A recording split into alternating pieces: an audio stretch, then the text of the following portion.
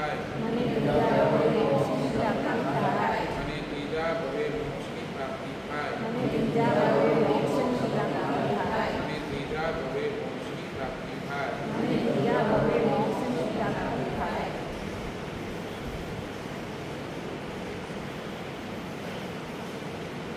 ચાલો પ્રથમ ગાન કરીશું.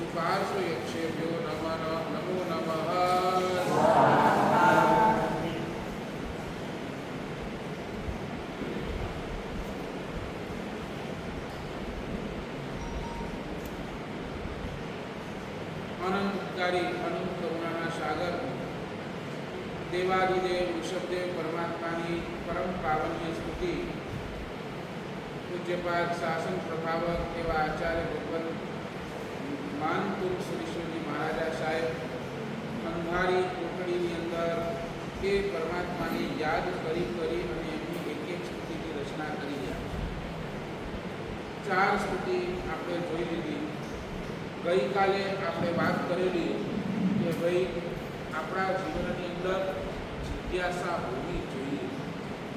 जिज्ञासा हशे तो काई प्राप्ति थशे, जिज्ञासा हशे तो काई आपणे मेळवी शकीशुं, जिज्ञासा हशे तो काईक सद्बोध आपणे मळी शके एम छे। पण ज्यार सुधी जीवननी अंदर जिज्ञासा नहीं होय त्यार सुधी आपणे कोईपण जातनो बोध मळવાનો आज एक संदर्भ अंदर मानपुर श्री महाराजा साहेब આગળ વધે છે. તમારા જીવનની અંદર જિજ્ઞાસા આવે ને જિજ્ઞાસા પછી આચાર્ય ભગવત કહે છે અભિપ્સા પણ આવવી જોઈએ. બીજા નંબરનો સ્ટેપ છે અભિપ્સા.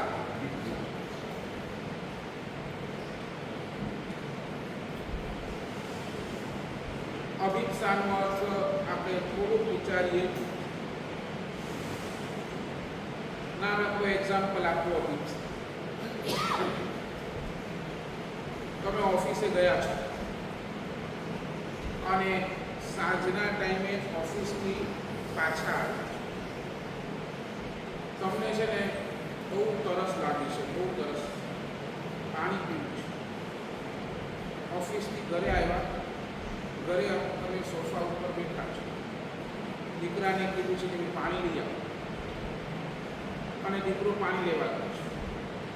એ જ વખતે તમે ઘરે બેઠા છો, સોફા પર બેઠા છો, સામે ટીવી ચાલે છે. ટીવીની અંદર જે પણ XYZ મેચ ચાલુ છે કે જે પણ કોઈ તમને ગમતી એવી સિરિયલ, તમારું ઇન્ટરેસ્ટ આખું શેમાં છે? ઓલી મેચમાં તો ઓલી સિરિયલ. તમારો દીકરો આવીને પાણીનો ગ્લાસ તમારી પાસે રાખી જાય છે, પણ તમારો ઇન્ટરેસ્ટ ક્યાં છે? ટીવી. તમને પ્યાસ લાગી છે, તમને તરસ લાગી છે, પણ છતાંય તમારું ધ્યાન પાણી તરફ નથી, પણ ક્યાં છે? ટીવી. એટલે શાસ્ત્રકાર એમ કહે છે પહેલા નંબરની છે ને ઈચ્છા, કે જીવને કાંઈ જોઈએ છે પણ એ જોઈએ છે એટલી હાઈટ પર નથી ચડતી, કારણ કે એને જે જોઈએ છે એની સામે એને બીજું કાંઈ સરસ મળી ગયું છે, એટલે જોઈએ છે એ ભૂલાઈ ગયું અને સરસની અંદર અટવાઈ ગયું. એટલે એક નંબર, પહેલા નંબરની અંદર છે ઈચ્છા. અભિપ્સા કોને? હવે એ જ તમે છે ને રાજસ્થાનની અંદર છો. રાજસ્થાનની અંદર તમે બપોરનો ભર તડકો છે, 12 વાગ્યાનો ટાઈમ છે, સૂરજ એકદમ તપી રહ્યો છે અને એની અંદર તમને તરસ લાગે. હવે ઈ તરસ એવી તરસ લાગે છે કે તમને પાણી નહીં મળે તો તમે પૂરા થઈ જશો.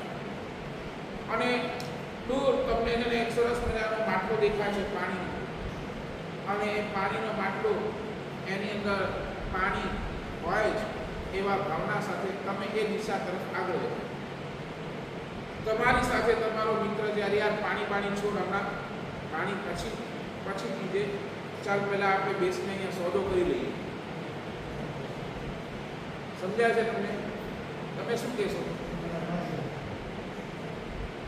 સમજ્યા તમે? મારી વાત સમજ્યા કે નહીં? બોલો કે નહીં, પાણી મૂક. તમને પાણીની તરસ એટલી લાગી છે, નહીં મળે તો હમણાં જ પાણી જોઈએ, હમણાં જ પાણી જોઈએ, હમણાં જ પાણી જોઈએ, અને નહીં મળે તો કદાચ મારું જીવન પણ પૂરું થઈ જાય. અને તમારો મિત્ર કહે છે કે પાણી છોડ, પહેલા આપણે બે ધંધાની વાત કરીએ. શું કહેશો એને? કાર્તિકભાઈ,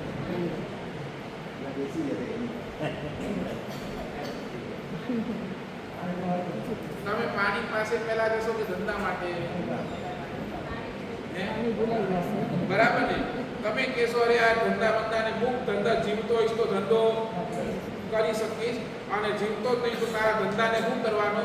એના કરતાં તો પાણી પહેલા ધંધાને મૂક, પહેલા તો મને શું આપ? આ છે અભિપ્સા. બે સિચ્યુએશન તમારી આંખની સામે છે. તરસ બંનેમાં લાગી છે.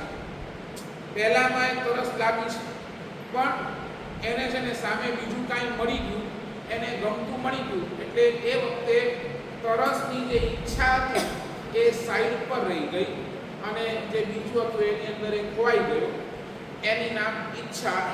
અને બીજા નંબરની અંદર પણ તરસ લાગી છે, પણ એ તરસ એટલી બધી લાગી છે કે એને ગમતું બીજું સામે આવે પણ છે તો એને એકવાર ના પાડી દે છે કે નહીં, બોલો નહીં, પહેલા તો તરસ. આ અભિપ્સા. સમજ્યા? એટલે બજારથી તમે ઘરે આવ્યા અને એ તમને જે તરસ લાગી છે ઈચ્છા, અને રેગિસ્તાનની અંદર તમને જે તરસ લાગી છે અભિપ્સા.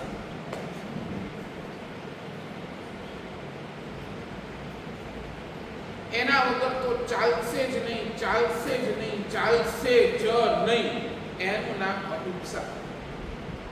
બીજી ભાષાની અંદર કહું તો ડિઝાયર, પણ એ ડિઝાયર પણ કેવું તો બર્નિંગ ડિઝાયર, અંદરથી નહીં, નહીં જ ચાલે.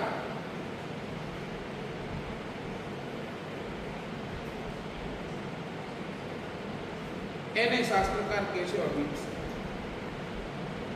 અહીંયા માંતુંગ સુરેશ્વરજી મહારાજા સાહેબ પણ આ જ અભિપ્સા લઈને બેઠા છે.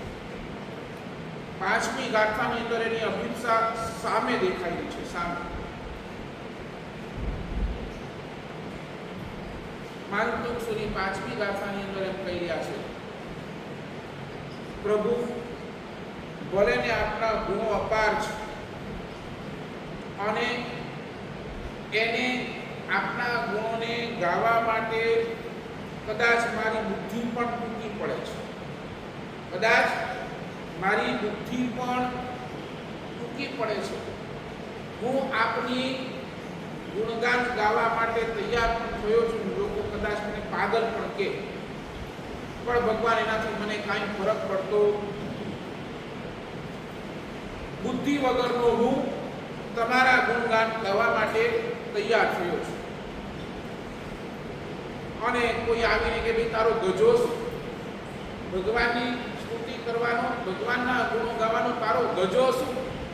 એટલે પહેલી ગાથા બૃહસ્પતિ ઓ દેવોનો ગુરુ, એ પણ જો ભગવાનની ગુણોને ગાવામાં પાછો પડે છે, ત્યાં કવિઓ લખ્યું તારા ગુણોના વાદમાં માં સરસ્વતી ઓછી પડે. જે માં સરસ્વતી, જે વિદ્યાની દેવી છે, જે આ શબ્દોની દેવી છે, એ પણ તારા ગુણોને ગાવામાં એટલી બધી પાછળ પડે છે, તો તું ક્યાંથી વળી મોટો આવી ગયો? તો માંતુંગ સુરીમાં સામે ચાલી નીકળે છે, ભલે મારી શક્તિ નથી, ભલે મારી શક્તિ નથી, પણ ભક્તિનું મેં દેવાળું નથી કાઢ્યું. સમજ્યા ને મારી વાત?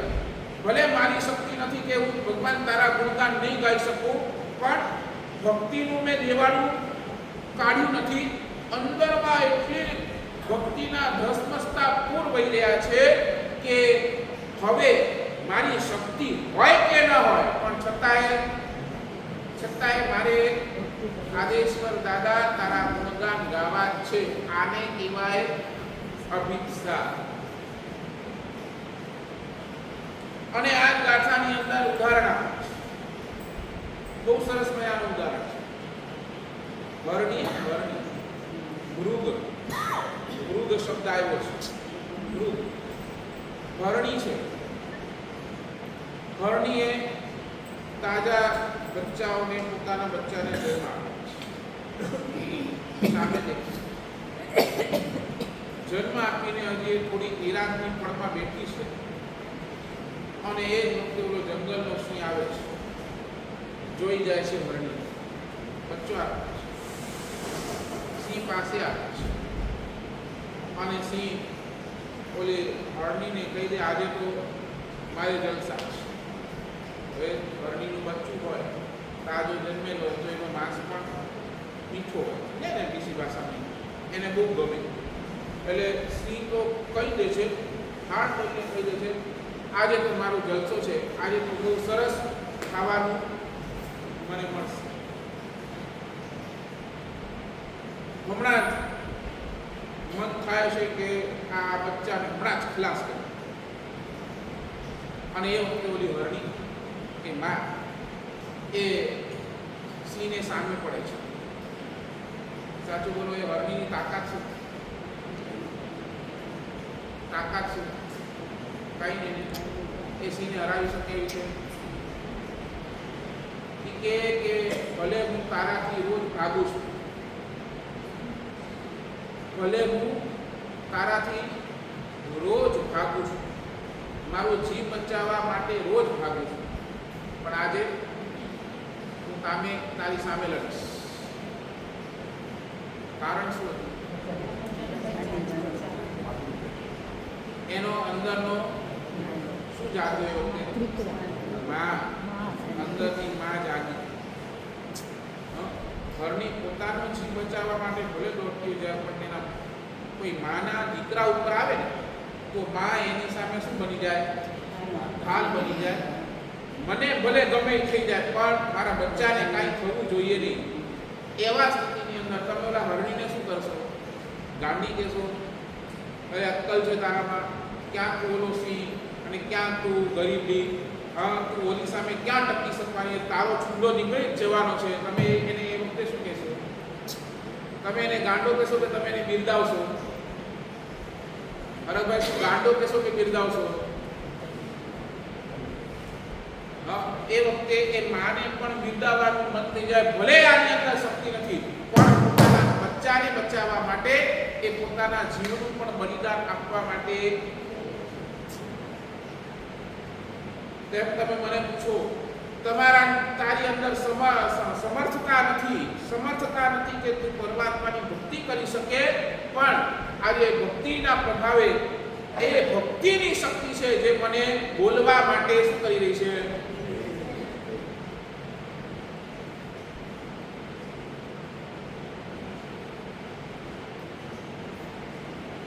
આ ભાવ પાંચમી ગાથાની અંદર પૂજ્યપાદ માનતુંગ સુરેશ્વરજી મહારાજા અભિપ્સા. એક બાજુ ઈચ્છા છે. શું સાચું બોલો? તમને કોઈ કે તમારી દરેક ઈચ્છા પૂરી કરવાની તાકાત પરમાત્મા આપી રહ્યા છે. એક બાજુ ઈચ્છા પૂરી કરવાની તાકાત છે અને બીજી બાજુ ઈચ્છાની નિર્મળતા છે. બે છે. એક બાજુ ઈચ્છા છે અને એક બાજુ ઈચ્છાની સફળતા છે અને એક બાજુ ઈચ્છાની નિર્મળતા છે. બે છે. એક બાજુ ઈચ્છાની સફળતા એટલે મારી દરેક ઈચ્છા, મારા મનની અંદર જે ઈચ્છા ઊભી થઈ છે દરેક ઈચ્છા પૂરી થાય એ ઈચ્છાની સફળતા. અને મારા મનની અંદર ઉઠેલી ઈચ્છા, એ ઈચ્છા ગમે તેવી ન હોય પણ એ ઈચ્છા નિર્મળ હોય એવી ભાવના. આ બેમાંથી તમને શું લાગે? તમને શું જોઈએ? ઈચ્છાની સફળતા કે ઈચ્છાની નિર્મળતા? પરમાત્મા પાસે તમે આવો તો તમે પરમાત્મા પાસે શું માંગો? ઈચ્છાની સફળતા માંગો કે ઈચ્છાની નિર્મળતા માંગો?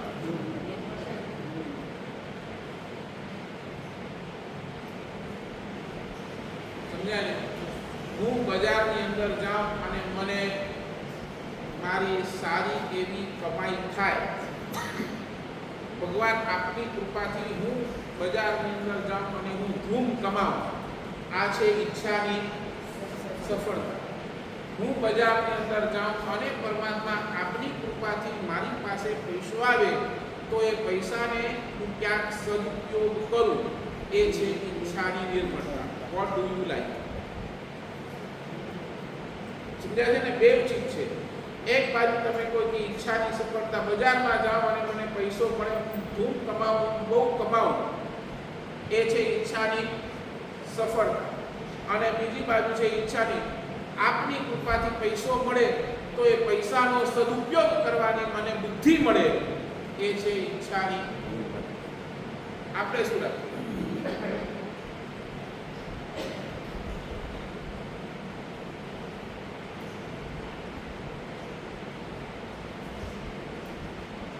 શું કરીએ બોલો? સફળતા માંગીએ કે નિર્મળતા? અને હું કહું હજી પણ પરમાત્મા પાસે આવશો ને તો તમારી ઈચ્છા સફળ થશે પણ ને ન પણ થાય. તમારો પુણ્ય હશે ને તો તમારી ઈચ્છા સફળ થશે. તમારો પુણ્ય નહીં હોય તો તમારી ઈચ્છા પણ સફળ થશે નહીં. પણ તમારી ઈચ્છાની નિર્મળતા 100% પરમાત્માના શરણની અંદર આવશો તો થશે અને થશે.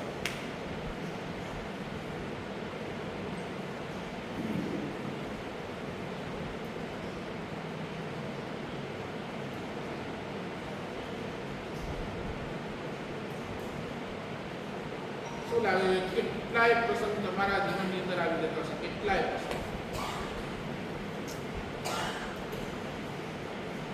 બોલો, પેમેન્ટ લેવા માટે જાઓ, પેમેન્ટ મળી જવું એ ઈચ્છાની સફળતા, પણ પેમેન્ટ મળ્યા બાદ સામેવાળાનું પણ ભલું ઈચ્છવું, નથી મળતું તોય સામેવાળાનું જેની પાસે આપણા પૈસા અટકેલા છે એનું પણ ભલું ઈચ્છવું, એ છે ઈચ્છાની નિર્મળતા.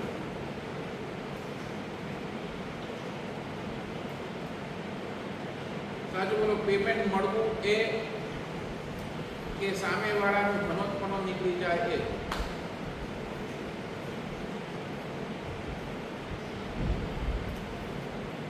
ઈચ્છાની સફળતા આજ સુધી આપણે અનંતી વાર માની છે. અનંતી વાર પરમાત્મા પાસે ગયા અને અનંતી વાર આપણે પરમાત્મા પાસે એક જ ચીજ માંગી, ભગવાન મારી દરેકે દરેક ઈચ્છા તું પૂરી કર, ભગવાન મારી દરેકે દરેક ઈચ્છા તું પૂરી કર. પણ આજ સુધી ભગવાન પાસે ક્યારે પણ આપણા ઈચ્છાની નિર્મળતા ક્યારે પણ માંગી નથી.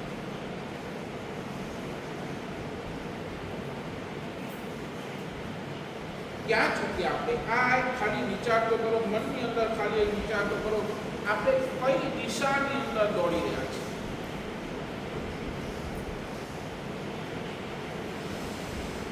એ જ હજી ક્રોધ, એ જ હજી વાસના, એ જ હજી લોભ, એ જ હજી માયા, એ જ આખી ઈચ્છાની સફળતાની પાછળ અંધી દોડ, અંધી દોડ. ક્યાંક તો આપણને પડશે, ક્યાંક તો આ ઈચ્છાની નિર્મળતા આપણને આપણા જીવનની અંદર લાવવી જ પડશે.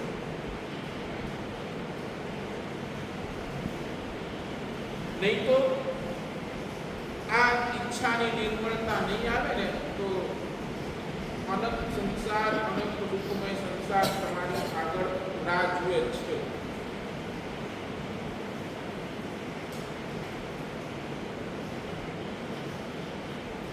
આ પ્રવચન પણ શેના માટે છે? તમે રાતના સુતા હો તો તમને આ ફીલ થવું જોઈએ, ત્યારે આખા દિવસની અંદર બસ હું ઈચ્છાઓની સફળતા જ માંગુ છું, ઈચ્છાઓની સફળતા માંગુ છું, પણ આ ઈચ્છા મારી નિર્મળ ક્યારે કરશે?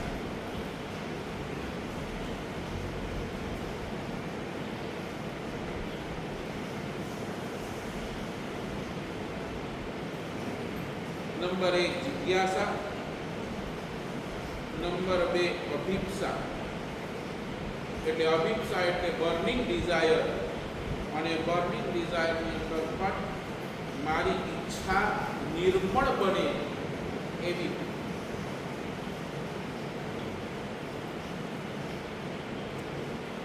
નંબર 3 છે સમીક્ષા. સમીક્ષા.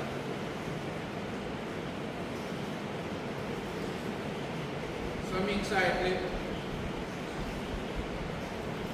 અર્થ. સમીક્ષાનો અર્થ, સમીક્ષા એટલે આપણી ભાષાની અંદર કઈ તો એનાલિસિસ કરવું.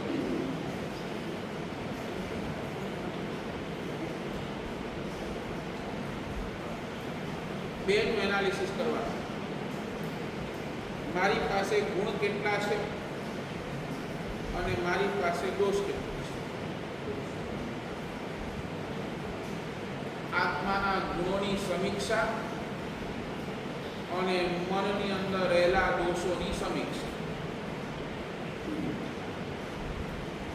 મારા પાસે કેટલા ગુણો છે, મારી અંદર શું પ્લસ પોઈન્ટ છે અને મારી અંદર શું માઇનસ પોઈન્ટ એટલે કેટલા દોષો છે, એની સમીક્ષા કરતા જાઓ.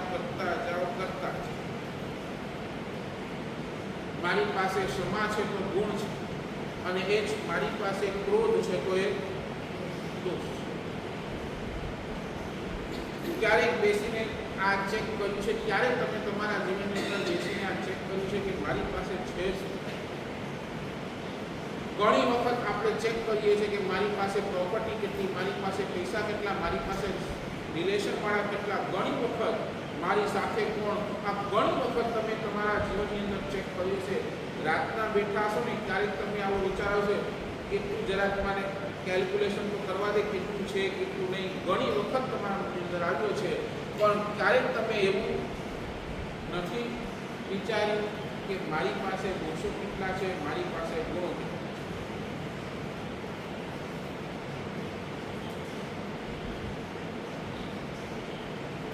સાચું બોલો, તમે કોના ફેવરની, ચાલો આજે આટલો ખાલી ચિંતન કરો, તમે કોના ફેવરની અંદર છો? ગુણના ફેવરની અંદર છો કે દોષના ફેવરની અંદર? આ તો સમીક્ષા કરો, આટલી તો સમીક્ષા આપણે કોના ફેવરની અંદર? ગુણના ફેવરની અંદર કે દોષના ફેવરની અંદર?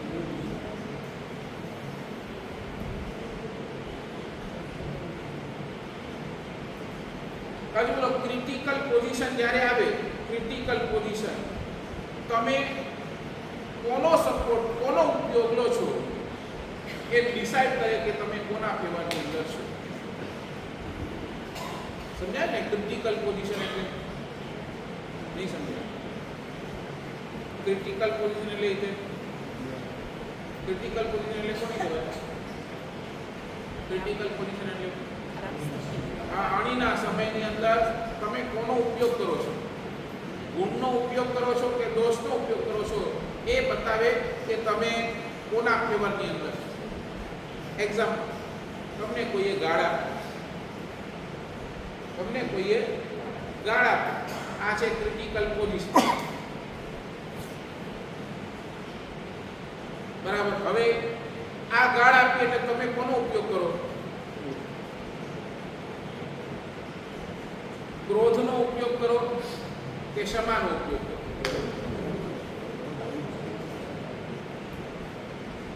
આવી જાય કે તમે ઉપયોગ કરો છો? સમજાય છે મારી વાત? એટલે તમે 100% કોના ફેવરની અંદર છો? ક્રોધના જ ફેવરની અંદર છો, ક્ષમાના ફેવરની અંદર. સમજાય છે ને? એ વખતે તમે જે બોલો છો ને એ તમારી ઓરિજિનાલિટી છે. તમે સામેવાળાએ ગાળ આપ્યું, તમે જો ક્ષમા રાખીને તો એ તમારી ઓરિજિનાલિટી, અને એ વખતે તમે સામે ક્રોધ કરો, તમે ગમે તેમ બોલ્યા ને એ તમારી ઓરિજિનાલિટી. સાચું બોલો, આપણી ઓરિજિનાલિટી ક્યારે સમીક્ષા કરી, ક્યારે એનાલિસિસ કરું, મારી ઓરિજિનાલિટી શું?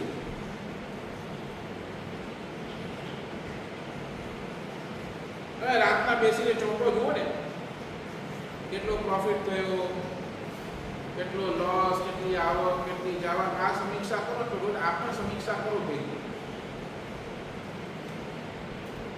સમજાય છે ને? આ પણ સમીક્ષા જરૂરી છે.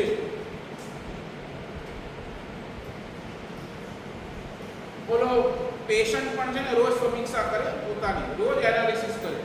ગઈકાલે તાવ એટલો હતો, આજે તાવ ઓછો થયો છે. ગઈકાલે આટલી દવાઈ હતી, આજે દવાઈ આટલી ઓછી થઈ છે. ગઈકાલે આટલો, આજે આટલો સુધારો. એ રોજ પોતાની સમીક્ષા એનાલિસિસ કરતો હોય. તેમ શાસ્ત્રકાર ભગવાન કહે છે કે આપણને પણ 24 કલાક આપણી જાતનું એનાલિસિસ કરવું જ પડશે કે હું કોની ફેવરમાં છું, ગુણની ફેવરમાં કે દોષની.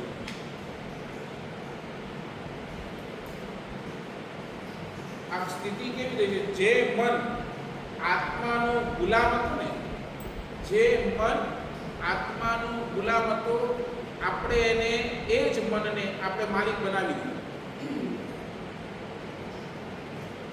જે મન આત્માનું ગુલામ હતું, એની કોઈ તાકાત નથી આત્મા સામે, અને ગુલામ હતો, એ જ મનને આપણે શું કર્યું? માલિક બનાવી દીધું. કેવી રીતે? કોઈએ ગાળ આપી, મનની અંદર શું વિચારો? ત્યારે મનથી વિચારો કે આત્માથી વિચારો? પેલા એ બરાબર ને? મનથી કે ગાળ કી દે, એની હિંમત કી લે કે ચેન્જકી વ્યો. તમને આ કોણ બોલે? તમે નથી બોલતા. કોણ બોલે છે? તમારો મન. એ ગુલામ હતો, પણ એ વખતે જો તમે એમ વિચારો ને કે મારા કોઈ પૂર્વકર્મ અને મને જો આ વિચારો તો તમે આત્માથી વિચારો છો. સમજે? એ વખતે આત્મા તમારો માલિક છે. અને એ વખતે તમે એમ વિચારો કે નહીં, આ મને કીધું જ કે આ મને કઈ રીતે ગયો, તો કોનાથી વિચારો છો? હવે બોલો, લગભગ આવા પ્રસંગોની અંદર આપણે આત્માથી વિચારીએ કે મનથી વિચારીએ છીએ?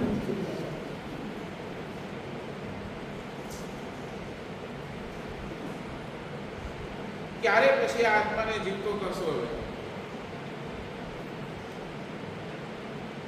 એવી સ્થિતિ થઈ ગઈ છે કાંતિભાઈ, આ આપણો આત્મા હવે વેન્ટિલેટર પર છે.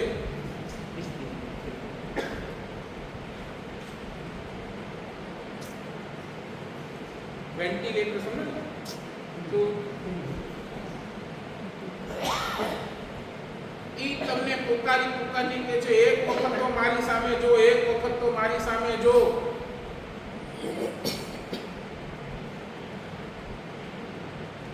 પરમાત્મા મહાવીરનું જીવન જોઈ લો.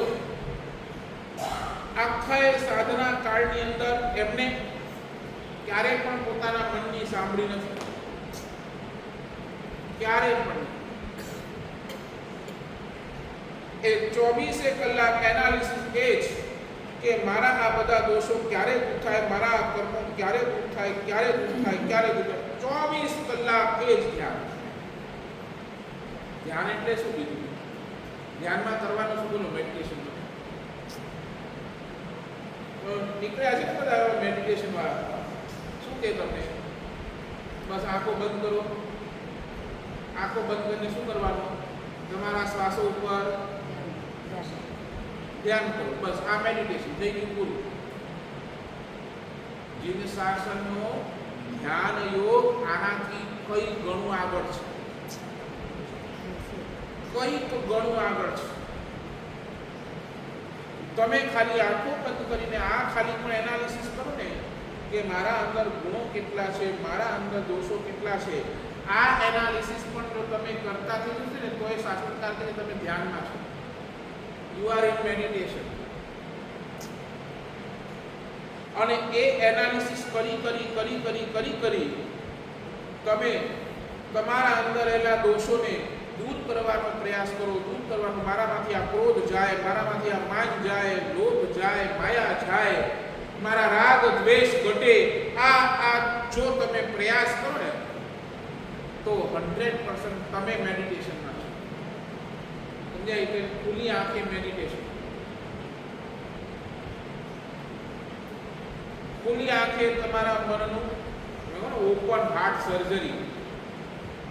શું કહેવું ને? ઓપન હાર્ટ સર્જરી કે ને બાયપાસ. ઓપન હાર્ટ સર્જરી કરો.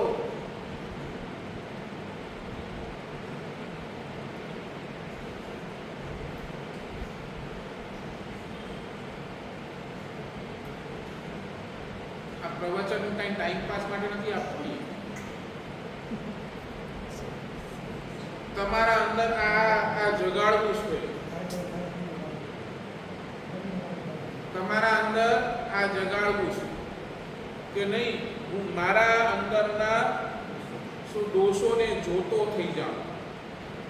ખાલી જોતા નહીં પણ એને દૂર કરવાનો પણ પ્રયાસ હું મારા જીવનની અંદર કરું.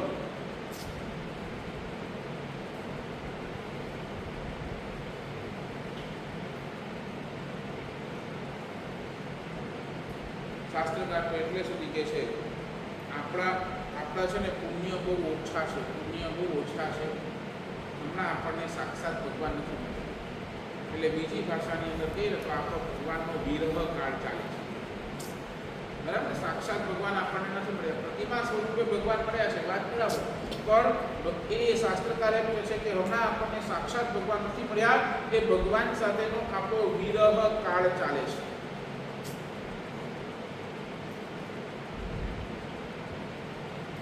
જ્યાર સુધી આ વિરહ કાળની અંદર તમને ભગવાનથી છૂટા પડવાનો વિરહ, એની વ્યથા જ્યાર સુધી તમારા મનની અંદર નથી જાગતી ને ત્યાર સુધી ભગવાન સાથે મળવાનો સદભાગ્ય પણ આપણને નથી મળતું. સમજ્યા ને?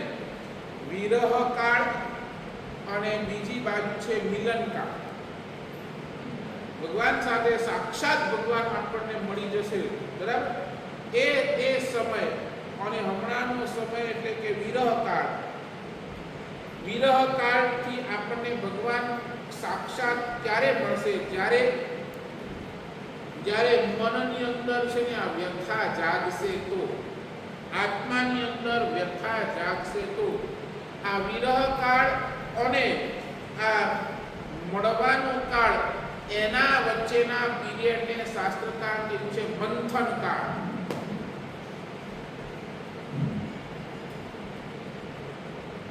મંથન શેનો મંથન કરવાનો? શેનો મંથન કરવાનો?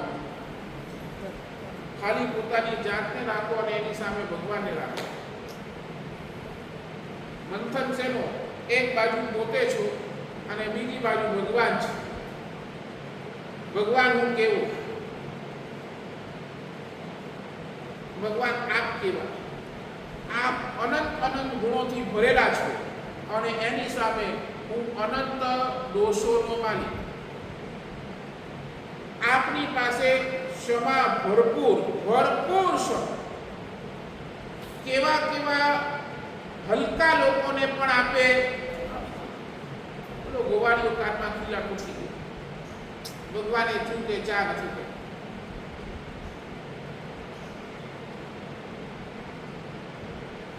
બોલો, પગની અંદર ખીર રાંધું ગયો, ભગવાન કાંઈ બોલ્યા નથી.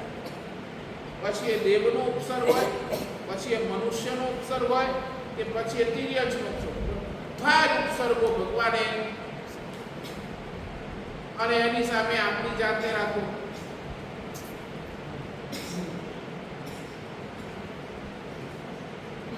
એની સામે આપણી જાતને રાખો. તમને શું લાગે છે? કોઈ એક ચીજ કહી જાય છે ને તોય આપણે ક્યાં ભગવાન આપની ક્ષમા અને ક્યાં મારો ક્રોધ?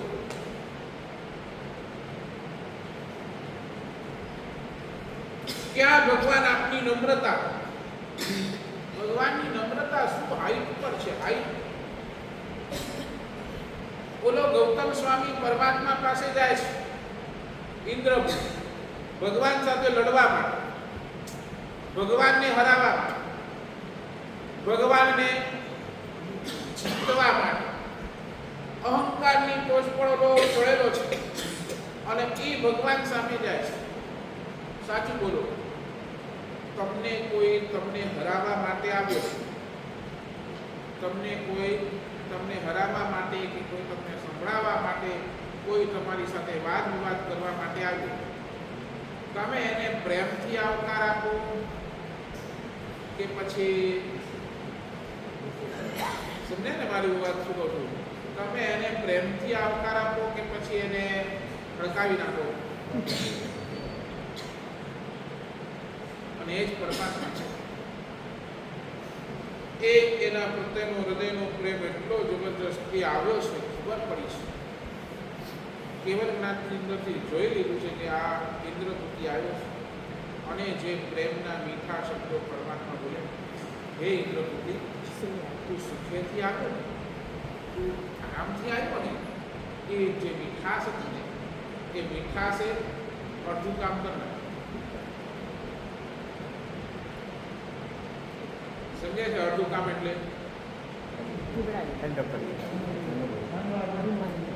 સાચું બોલો. તમે આવું કરો તો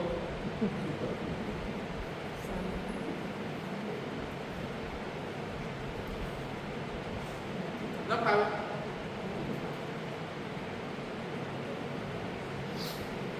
શું ફાવે?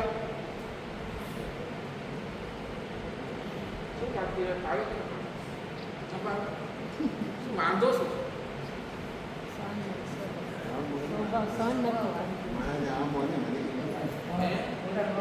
ક્યાર સુધી આ રાખી બેસો? બોલો, ક્યાર સુધી?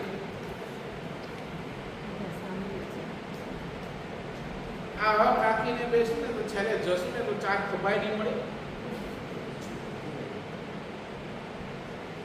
ક્યાર સુધી રાખવાનું છે? ત્યાં કરો ને. સમજાય? તમે સૂતા છો, તમને કાઢવા માટે લોકો તૈયાર થયા છે ત્યાં તમારું અહમ બતાવો ને. હે? તો એક દિવસ જવાનું છે ને, તો ત્યાં તમે કાંઈ નથી કરી શકતું તો હમણાં શું કરી શકવાના? સમજાય છે નહીં? આપણે હમણાં છે ને મરેલાથી પણ ગયેલા છે.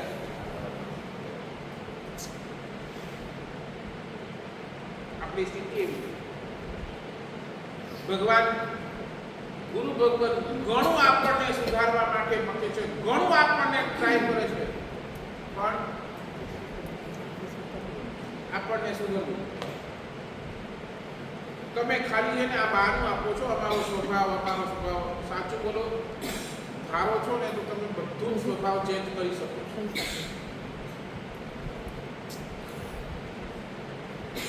સાચું બોલો, તમારું લાભ થતું હોય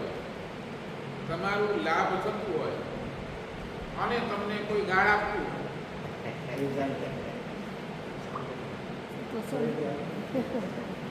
તમારું લાભ થતું હોય અને તમને કોઈ ગાળ આપે તો એની સામે પ્રેમથી સાંભળો.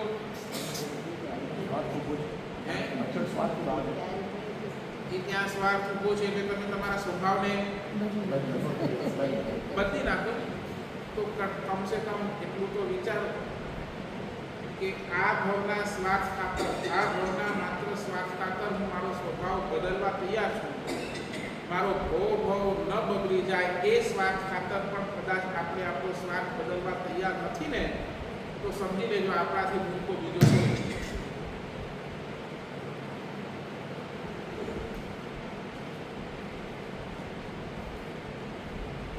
નહીં બેઠીએ.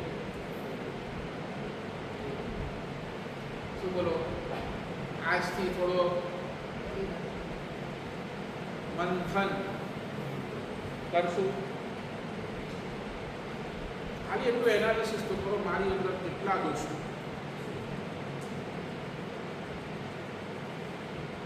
જ્યારે આવી કટોકટીનો સમય આવે છે ને ત્યારે હું કેમ મારા દોષોને જ આગળ કરું છું? કેમ મારા દોષો ઉપર જ મને આટલું બધું ભરોસો છે? એ આગળ કરીશ તો એનાથી મને હમણાં કદાચ લાભ થઈ જશે, પણ ભગવાન આગળ. સાચું બોલો, તમે લાઈફ ઇન્સ્યોરન્સની અંદર પણ નાખો છો ને પૈસા, શું શેના માટે નાખો છો? એટલે હમણાંની કે પાછળની? એટલે તમે ભવિષ્યનું વિચાર કરીને કામ કરો છો હમણાં પણ. એ લાઈફ ઇન્સ્યોરન્સનું પણ તમે ભરો છો પ્રીમિયમ જ્યારે પણ, તો ત્યારે તમારા મગજની અંદર શું હોય છે? ભવિષ્ય ને ભવિષ્ય. તો અહીંયા કેમ નથી આવો વિચારતા? એ લાઈફ સિક્યોર કરવા તમે માથી રહ્યા છો, તો આ લાઈફ સિક્યોર કરવાની કોઈ આપણી એ નથી.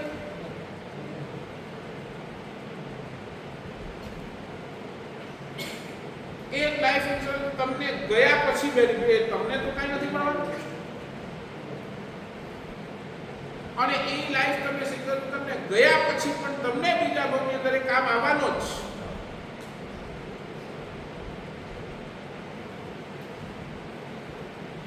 હમણાં આ સંસ્કાર નાખેલા, બહુ ઘડી આજ કહું છું, રિપીટેડલી આજ કહું છું. હમણાં તમે સમજણના ઘરની અંદર છો, એક ચીજ સમજી લેજો. ભગવાને મનુષ્ય ભવના એટલા બધા વખાણ શું કામ કર્યા છે? મનુષ્ય ભવ ટોપ શું કામ? એનું એક જ કારણ છે, એક જ. તિર્યંચો પાસે બધું જ છે પણ સમજણ નથી. દેવતાઓ પાસે બધું છે, સમજણ છે પણ કરી શકતા નથી. નરકના જીવો પાસે કાંઈ પણ નથી અને સમજણ પણ નથી, એટલે કાંઈ કરી શકતા નથી. બરાબર ને? નરકના જીવો તો 24 કલાક શેના અંદર છે? પીડામાં. એ પોતાના પીડાને જુએ કે પછી વિચારવા બેસે? સમજાય છે ને? તો એની પાસે તો આ ઓપ્શન નથી. દેવતાઓ પાસે બધું જ સુખ, સુવિધા, આરામ, સમજણ પણ છે. પણ એ સમજણ હોવા છતાં પણ કાંઈ કરી નથી શકતા, કારણ કે એવા સ્થાન પર બેઠા છે, બરાબર ને? એટલે એમની પાસે પણ અપેક્ષા નહીં. રહ્યા તિર્યંચ બોલો, એ તો પહેલાથી અસમજણના જ દળની અંદર છે. એને વિવેક જ નથી કે સારું શું ને ખરાબ શું, બરાબર ને? એ તમે ઓલા ડુક્કરને ગમે એટલો નવડાવો, ગમે એટલો સાફ કરો, એ જશે ક્યાં? બરાબર ને? એટલે એની પાસે પણ બોલો તિર્યંચના મમ્મી, તમે સાપને ગમે એટલો દૂધ પીવડાવો, એ તો શું ઓપવાનું? ઝેર જ ઓપવાનું. ત્યાં સમજણ છે જ નહીં. એ ભાવના પણ આપણી પાસે કોઈ અપેક્ષા નથી. એક ભાવ કયો છે? તો આ મનુષ્યનો ભાવ, જ્યાં તમારી પાસે સમજણ છે, મારે શું કરવું જોઈએ અને મારે શું ન કરવું જોઈએ, આ વિવેક બુદ્ધિ છે. મારા માટે શું સારું છે અને મારા માટે શું ખરાબ છે, એની સમજણ ક્યાં છે? એટલે જ શાસ્ત્રકાર કહે છે આ મનુષ્ય ભાવની અંદર તમે જેટલા સારા સંસ્કારો નાખી દીધા, સંસ્કાર શબ્દ વાપર્યો છે શાસ્ત્રકારો પોતે, જેટલા સારા સંસ્કાર અહીંયા તમે દ્રઢ કરીને જશો, એ તમને મારા હિસાબે આને લાઈફ ઇન્સ્યોરન્સ કહું છું.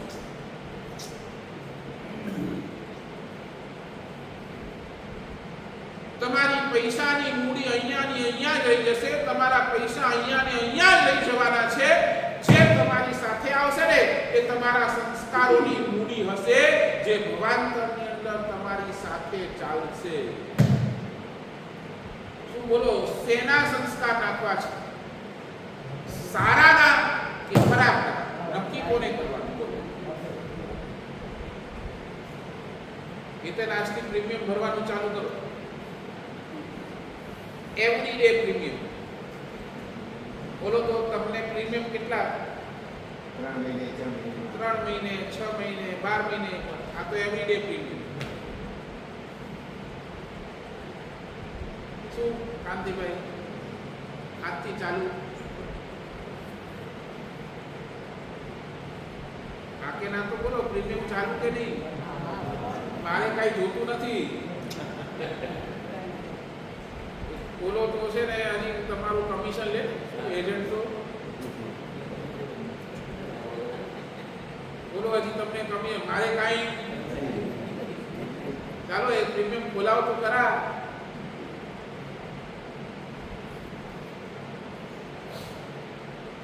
નહીં, હજી પણ નથી બેસતું. એ એનાલિસિસ, રોજનું એનાલિસિસ.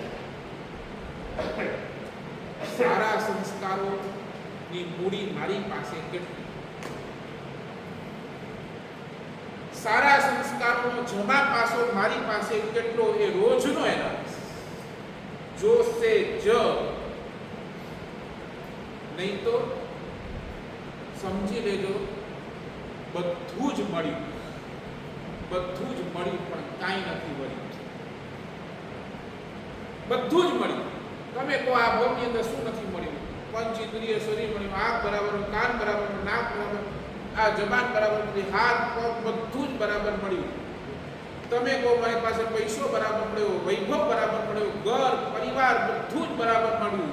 આ બધું જ બરાબર મળ્યું, પણ ભગવાન કહે છે મળ્યું બધું બરાબર, પણ વળ્યું શું? એ કહો.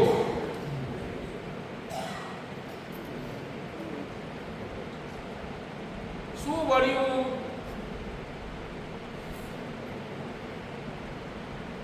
શું વળ્યું? બોલો તો ખરા.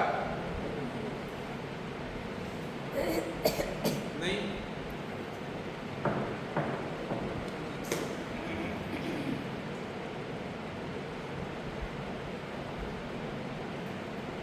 અમારી પાસે પરમ આનંદ છે. We are totally happy. Why? हमारी पास रोज आ एनालिसिस तो गई काले तने आ दोष खूब हैरान करेलो, आज आ दोष के ऊपर एनालिसिस કેમ આ દોષ તારા જીવનમાંથી દૂર થાય એના માટેના પૂર્ણ પ્રયત્નો, સારા સંસ્કારો આ મારા આત્મા ઉપર કેમ જામે કે જે મને ભવાંતરની અંદર મને વળી પાછું આ જીન શાસન મેળવી આપે, ભવાંતરની અંદર ભગવાનને મેળવી આપે, ભવાંતરની અંદર મને એ મારા આત્માના નિકટની અંદર સર્વ કર્મ ક્ષયના પૂર્ણ આયોજન મેળવી આપે. એના માટેની આ પ્લાનિંગ છે. અને we are happy, every day we are happy, કારણ કે અમારી પાસે ચોક્કસ 24 કલાક એનાલિસિસ ચાલુ છે. તો સાચું તો છેલ્લી વાત કરીને પૂરું કરું છું. બોલો, તમે પણ ડોક્ટર પાસે જાઓ, ડોક્ટર પાસે જાઓ તો એ પહેલા શું કહે છે? ફલાણા રિપોર્ટ કઢાવો, આ કઢાવો, તે કઢાવો, બરાબર ને? સીટી સ્કેન ને તમારી MRI ને એક્સરે ને બ્લડ રિપોર્ટ. શું કામ? એનાલિસિસ. સાચું બોલો, ડોક્ટરની દવા કેટલાની? કદાચ તમને પ્રિસ્ક્રિપ્શન લખી પણ આપે ને, તમારા રોગને જોઈને પ્રિસ્ક્રિપ્શન લખી આપે. ડોક્ટરની દવા કેટલાની?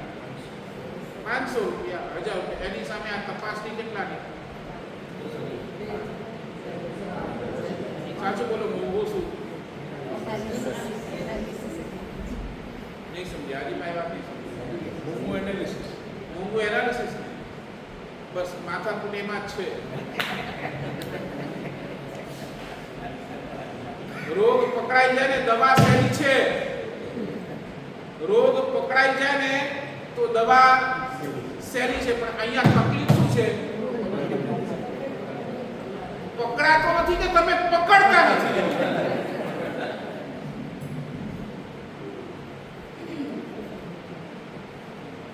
નહીં બેઠી હજી. આજથી મહેનત છે નહીં. બોલો, ડોક્ટર પણ મહેનત છે નહીં કરે. રોગ પકડવાની ને કે ભાઈ આને રોગ છે શું, પેલા એ તો એના માટે જે કરવું હોય એ કરે છે, બરાબર ને? તમને કે 1000 રિપોર્ટ કરાવો તો 1000 રિપોર્ટ પણ કરાવવા જ પડે. પણ ગમે તેમ કરો એના રોગને આજથી આ ચાલુ કરો. મારો રોગ કયો છે? ભગવાન તો કહે આપણને આ તો ભવ રોગ લાગ્યો છે, એ સૌથી મોટો રોગ છે. પણ આ ભવ રોગના કારણો પણ તમે ખાલી તપાસો, અંદરની અંદર આ દોષોની દુનિયા તમે તપાસો, તમે હેરાન થઈ જશો.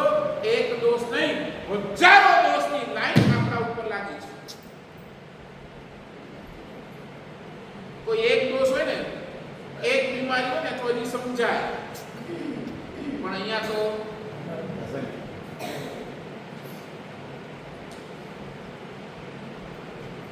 આ 5મી ગાંઠ. તમારા અંદરના દોષોને જોવા માટેની આ ગાંઠ. અને એના જ માટે શાસ્ત્રકાર ભગવંતોએ આ માનતુમ સુરેશ્વરજી મહારાજા સાહેબે એક બહુ સરસ મજાનો પ્રયોજન અહીંયા બતાવ્યું. જીવ તારે ધ્યાન કરવું હોય, તારે પોતાનું ધ્યાન કરવાનું છે. અને એટલા જ માટે આ ગાથાની પહેલો જ શબ્દ સોહમ, આ એનાલિસિસ અહીંયા માનતુમ સુરીમાં બતાવી. હું કોણ છું? Soham, who am I? હું આત્મા છું અને મારે આત્માના દોષોને દૂર કરવા છે. બસ આનું મેડિટેશન તમારે શરૂ કરવાનું. આ સોહમનું ધ્યાન તમને પરમ આનંદ સુધી લઈ જશે. આંખો બંધ કરો અને આ જ્ઞાન મુદ્રાની અંદર 10 વાર, 15 વાર, 20 વાર સોહમ સોહમ સોહમ સોહમ બોલતા જાઓ અને પોતાના અંદર ડોક્યું કરતા જાઓ.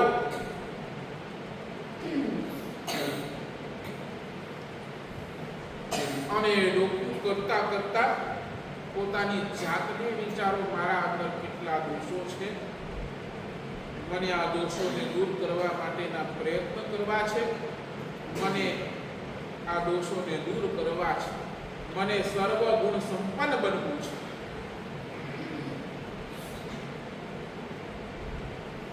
પાંચમી ગાથા આના માટે. પાંચમી ગાથાના બીજા ફાયદા તો પાંચમી ગાથા આંખના જે રોગો છે એ દૂર કરે. આંખનું કોઈ પાણી આવતું હોય, આંખમાં બળતરા થતી હોય તો આના માટે પણ આ પાંચમી ગાથાનું કરાય. કેવી રીતે આંખ ઉપર છે ને આ ચશ્મા કાઢી નાખો, આંખ ઉપર તમારો લેફ્ટ હેન્ડ પહેલા અને ઉપર રાઈટ હેન્ડ આવી રીતે મૂકી અને આ પાંચમી ગાથા બોલો. પાંચમી ગાથાનો રુધિ મંત્ર બોલો અને એ રીતે વારંવાર 3 વાર 9 વાર જે તમારી પાસે જાય એને દિવસમાં હીલિંગ કરતા જાઓ.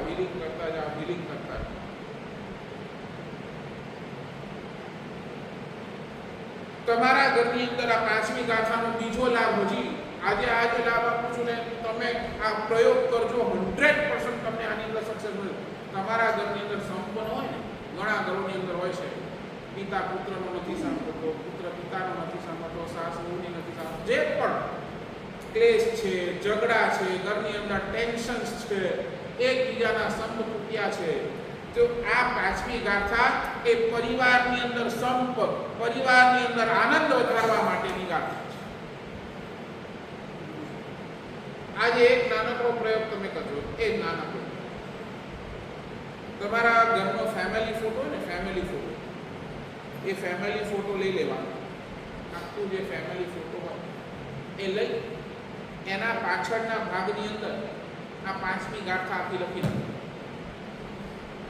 પાંચમી ગાથા લખી નાખો અને એ લખી અને એ ફેમિલી ફોટોની ફ્રેમ કરી એને સાઉથ ડાયરેક્શનની જે દિવાલો ને એની ઉપર લગાડો.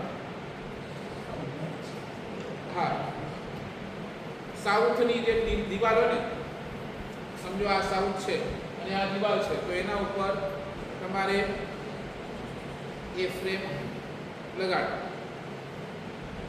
અને રોજ આ પાંચમી ગાથા એ તમારા ઘરની અંદર, તમારા પરિવારની અંદર જોજો આનો પ્રભાવ. તમારા ઘરની અંદર સંપ વધશે, તમારા ઘરની અંદર પ્રેમ વધશે, તમારા ઘરની અંદર આનંદ વધશે. આ પાંચમી ગાથાના બેનિફિટ્સ આપણે આપણા જીવનની અંદર લાવીએ. એ મંગલ શુભકામના જનારના ગોળીઓ નાખી સામેલ રાખું. આવતીકાલે સવારનું પ્રવચન, રવિવાર છે એટલે આવતીકાલે પ્રવચન સવારનું નથી. સોમવારના આપણું પ્રવચન વળી છઠ્ઠી ગાથાથી પ્રારંભ થઈ જશે. આવતીકાલે બરાબર 9:30 વાગે ચંદ્રપ્રભ જિનાલયની અંદર આવતીકાલે જાહેર પ્રવચન છે. બધાને ખૂબ ભાવથી આમંત્રણ છે. તમે આવો, તમારા દીકરાઓને લઈ આવો, બધાને લઈ આવો અને આવતીકાલનું જાહેર પ્રવચન ત્યાં ગોઠવાયેલો છે. બરાબર 9:30 થી 11નો સમય ત્યાં રહેશે એટલે બધાને મોસ્ટ વેલકમ છે. બરાબર આવતીકાલે 9:30 વાગે નાના છોકરાઓ માટે અષ્ટપ્રકારી પૂજાની આખી શિબિર, નાના છોકરાઓની 5 વર્ષથી લઈને 12-13 વર્ષના તમારા દીકરા દીકરીઓને આવતીકાલે સવારના બરાબર 9:30 વાગે, 9:15 વાગ્યા સુધી અહીંયા આવી જાય. 9:30 વાગ્યાથી અષ્ટપ્રકારી પૂજા અને એની સાથે સાથે થોડીક મસ્તી, થોડીક ધમાલ, થોડુંક ભણતર, એ રીતે થોડા સંસ્કારો અહીંયા અમારા નાના નિરાજ, મારા નિદાન સાગરથી આવશે અને બચ્ચાઓને એક ખૂબ ભાવથી અષ્ટપ્રકારી પૂજાને એની અંદર જોડશે. અહીંયા જય મંગલ ભવનની અંદર છે તો સતલસિંહ સમને એમાં પણ પોતાના દીકરાઓને, દીકરીઓ, નાના દીકરાઓને, પોતરાઓને મોકલવા ખાસ ભલામણ. કવિતાબેન પાસે એ તમારા દીકરા દીકરીઓના નામ રજીસ્ટર કરાવી દેજો. કોઈ પૈસા નથી, કોઈ ચાર્જ નથી. આ તો ખાલી એક સંખ્યાની ખબર પડે, છોકરાઓ માટેની, પ્રભાવના માટેની પણ ખબર પડે, એટલે એક સંખ્યા ખબર પડે, નામ આટલા થયા છે, બરાબર ને? એના માટે ત્યાં એક વ્યવસ્થા છે. બચ્ચાઓના પ્રભાવના માટે પણ કોઈને લાભ લેવાની ઈચ્છા હોય, હવેથી દર રવિવારે આ બચ્ચાઓની અષ્ટપ્રકારી પૂજા અને શિબિર આપણા સેશનની અંદર આ જય મંગલ ભવનની અંદર રહેશે. તો દર રવિવારે જેમને પણ પ્રભાવનાની અંદર માત્ર 5,000 રૂપિયા એ બચ્ચાઓને પ્રભાવનાનો નકરો શ્રી સંઘે નક્કી કર્યો છે. ખાસ તમારા બચ્ચાઓની અંદર સંસ્કાર પડે એટલા માટે આ આખું આયોજન છે. તમને આ વખતે બીજો કોઈ ખર્ચો નથી, સમજ્યા ને હરકભાઈ? બીજો કોઈ ન ચાતુર્માસનો ખર્ચો ન કાંઈ ખર્ચો, બરાબર ને? એટલા માટે આ એક તમારા જ બચ્ચાઓના અંદર સંસ્કાર પડે અને તમારા બચ્ચાઓ કાંઈ આગળ વધે. હમણાંથી ગઈકાલે કવિતાબેન મારી પાસે આવ્યા, હમણાંથી 40 બચ્ચાઓના નામ આવી ગયા છે. હજી પણ બચ્ચાઓના નામ આવવાના બાકી છે. તો ઘણા ભાવથી તમે આની અંદર ખાસ લાભ લેજો. બોલો શ્રી ઋષભદેવ સ્વામી ભગવાન